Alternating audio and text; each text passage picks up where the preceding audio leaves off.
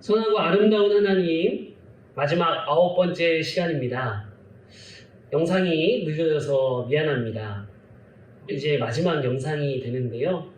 이 영상을 통해서 함께 은혜 나누기를 원합니다. 9번째 시간, 영혼을 살리는 법에 대해서 함께 나누어 보려고 합니다. 예수님은 서두름이나 분주함, 그리고 산만함에 대해서 따로 언급한 적이 없으십니다. 하지만 복음서에 보면 바로 이 문제를 다룬 이야기가 하나 나오는데요. 마르다와 마리아 이야기입니다. 그들은 오빠 나사로와 함께 베다니에 살았고 예수님께서는 베다니를 지나실 때마다 그들 집에 머무셨습니다. 예수님과 제자들이 저녁 식사를 하기 위해 그들의 집으로 찾아왔을 때 마르다는 허둥지둥 정신없이 준비하기 시작했습니다. 할 일은 많은데 시간이 모자랐습니다.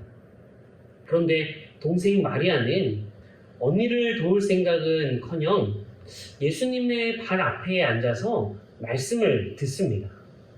마르다는 예수님께 마리아를 꾸짖어 달라고 말하게 되는데요. 누가복음 10장 40절 말씀입니다. 마르다는 준비하는 일이 많아 마음이 분주한지라 예수께 나아가 이르되 주여 내 동생이 나 혼자 일하게 두는 것을 생각하지 아니하시나이까. 그를 명하사 나를 도와주라 하소서. 아멘.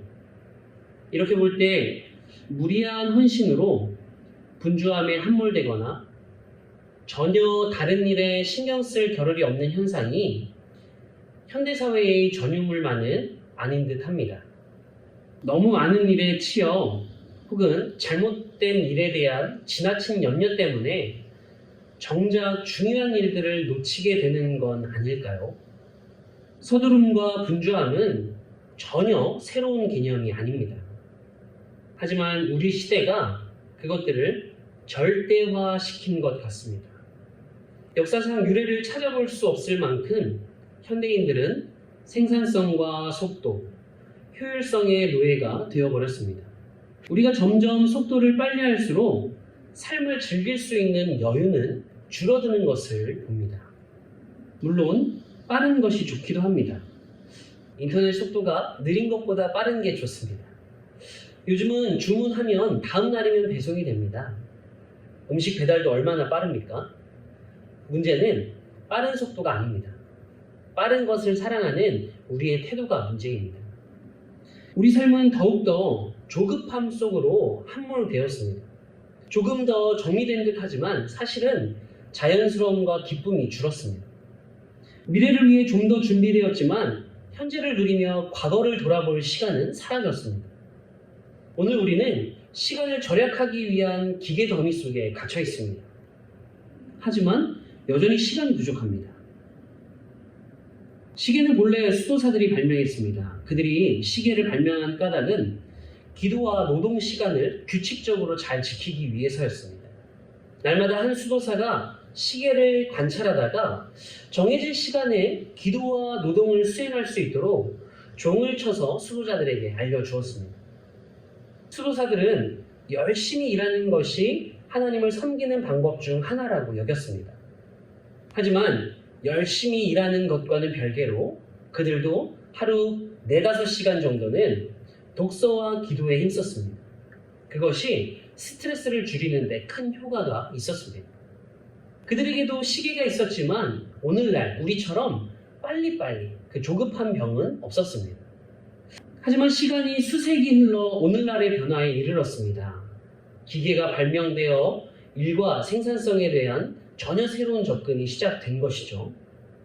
쉬지도 않고 지치지도 않고 망가질 때까지 일만 하는 기계가 효율성의 모범이 되어버렸습니다. 인류가 기계를 만든 이유는 우리를 도와 생산성을 높이기 위함이었지만 의도하지 않았던 후유증도 함께 따라온 것이죠. 우리가 기계를 발명했지만 우리 손으로 만든 기계를 우리 삶의 모델로 삼게 된 겁니다. 우리 자신을 유연하고 융통성 있으며 쉼과 휴식, 웃음과 배움을 위해 지음받은 유기적인 존재라는 사실 대신에 인간을 또 하나의 기계로 보는 지경에까지 이르게 되었습니다. 오늘날에는 더 기계적일수록 더 나은 것으로 여기게 됩니다. 묵상과 여가는 더 이상 중요하지 않게 되었습니다. 프레드릭 윌슨 테일러라는 사람은 이러한 사태를 더 심각하게 만들었는데요. 20세기 초 테일러는 스타워치를 미국의 한 철강 회사의 과업 관리에 적용했습니다. 공장주의 동의를 얻은 테일러는 사람들의 작업량과 소요 시간을 계산하여 작업 할당량을 결정했습니다. 그리고 그는 더욱 효율적으로 작업을 수행하는 방법을 찾으려 했으며 그것을 시스템이라고 만들었습니다. 노동자들은 시스템을 증오했지만 생산성은 급상승하게 되었습니다. 테일러는 이렇게 말합니다.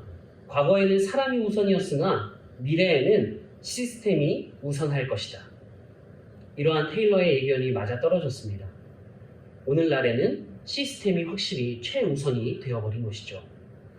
아무런 망설임 없이 풍요의 신에게 즉각 절하며 그 신을 달리기 위해 많은 사람들이 행복을 희생해야만 했습니다. 테일러의 시스템은 제조산업에서 가치체계가 되었는데요. 패스트푸드점은 테일러식의 사고방식에 의거해 지어졌는데 매니저는 일하고 있는 점원들에게 서두르라고 재촉하며 소리 지릅니다. 매니저의 월급이 바로 그 신속한 서비스 시간에 좌우되기 때문입니다. 시간은 돈이다라는 벤자민 프랭클린의 금언도 우리가 갖고 있는 잘못된 생각의 일부라고 볼 수 있습니다. 이 말 속에 숨은 뜻은 바로 생산력이 가치를 좌우한다라는 말이기 때문입니다. 결과적으로 우리는 항상 급한 일에 쫓기듯 살아가고 있습니다. 성과 중심적인 세상은 너는 너 자신이 생산해내는 것만큼만 가치가 있다는 생각을 믿음처럼 여기게 만들었습니다. 이것이 우리에게 영향을 미쳐서 우리는 우리 스스로의 가치를 내가 생산해내는 것으로 평가하고 많이 생산할수록 내가 가치가 있다라고 믿게 된 것이죠. 20세기 초중반 미래학자들은 과학기술이 발전하여 우리가 일하는 시간이 줄어들 것이다 라고 예견했습니다. 우리에게 많은 여가 시간이 주어질 것이다 라고 예견했던 것이죠. 하지만 기술은 발전했지만 문명은 발전했지만 여전히 우리에게는 시간이 없습니다. 과학기술의 발달로 주어진 시간에 비해 우리가 할 수 있는 일들이 많아졌다는 기대감이 오히려 우리로 하여금 더 많은 일들을 우리의 일정에 포함시키도록 했기 때문입니다.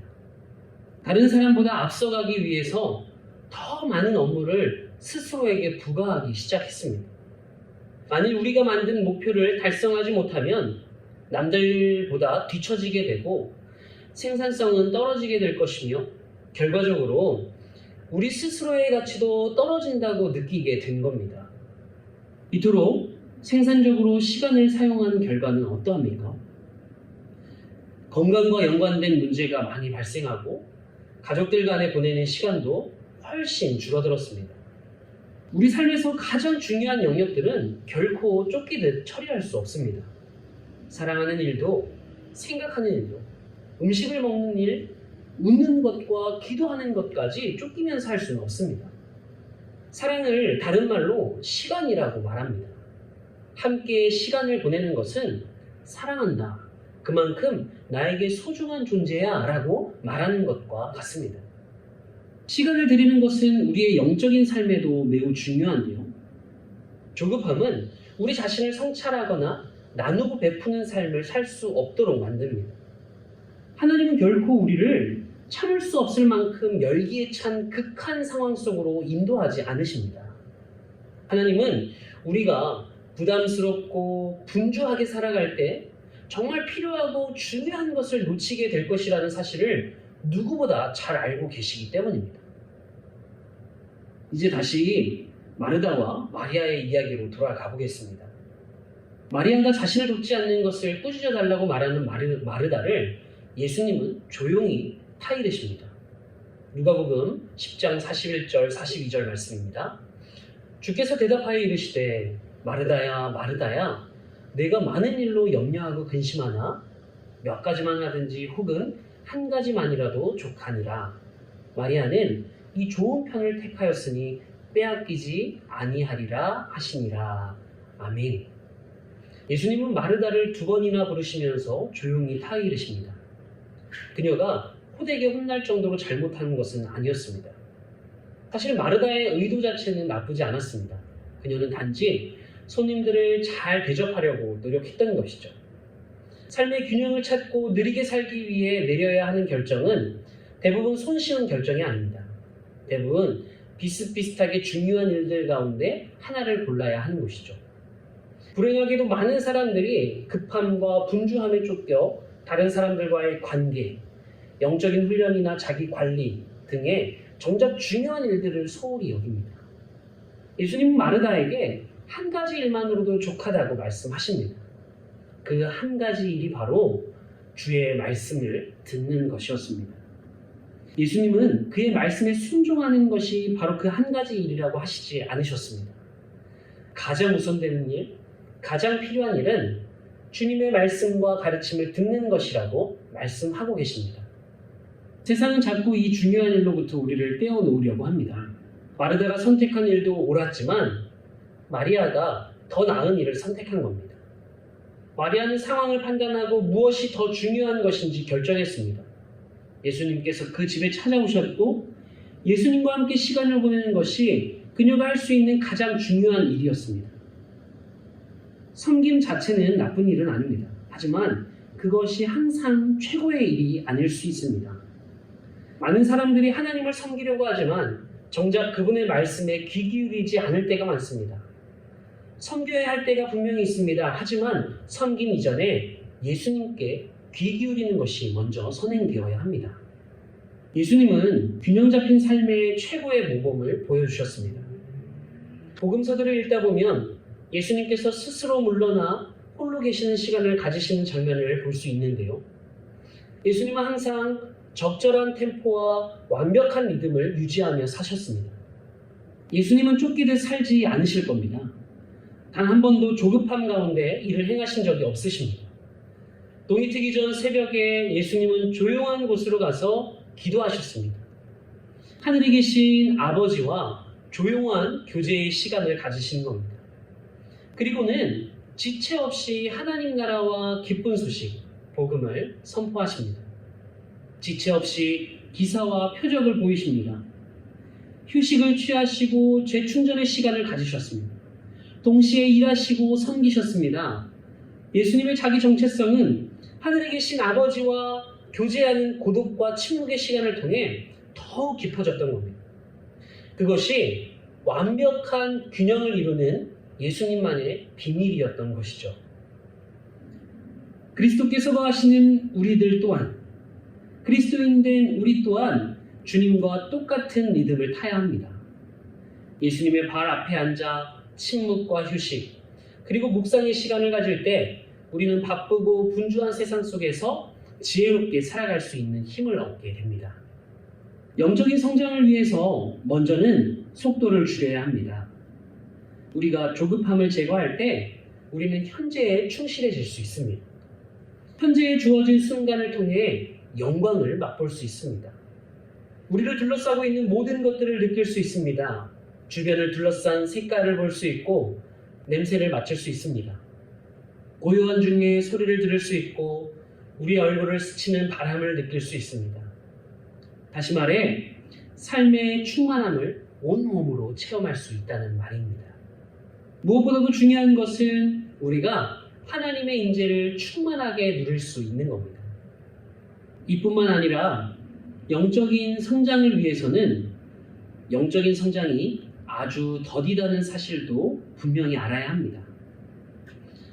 피클을 만드는 과정에도 오이는 소금물에 식초에 최소한 6주 정도는 잠겨 있어야 합니다. 우리가 알지도 못하는 속도로 아주 천천히 소금물과 식초가 오이 속으로 스며들어 피클이 됩니다. 예수님의 제자가 되는 데는 훨씬 더 많은 시간이 걸립니다. 사람은 오이보다 훨씬 더 복잡한 생명체이기 때문이죠. 우리의 변화에 영향을 주는 수많은 요소들이 있습니다. 지성과 감성, 육신은 이 다양한 측면을 가지고 있습니다. 사람의 영혼은 아주 서서히 변화하는 복잡한 존재인 것이죠.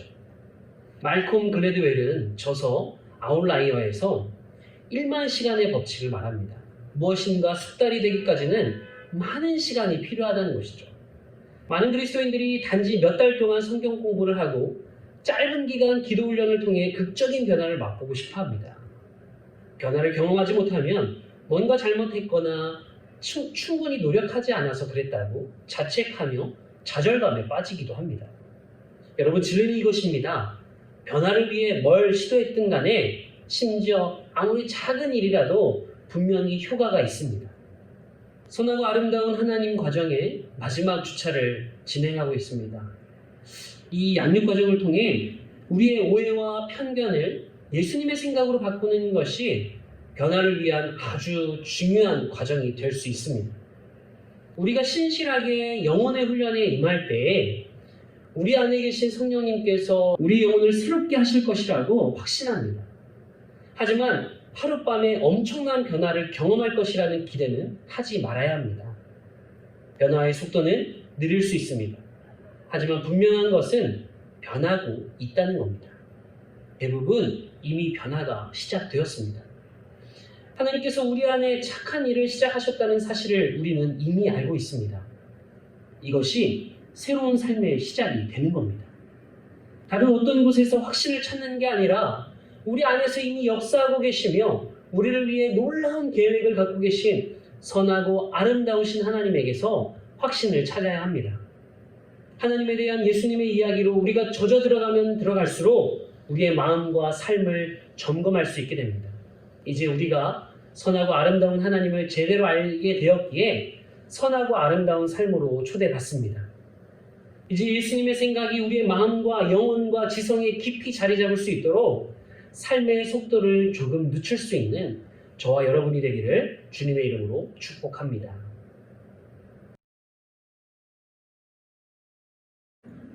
영혼의 훈련 이제 마지막 시간입니다.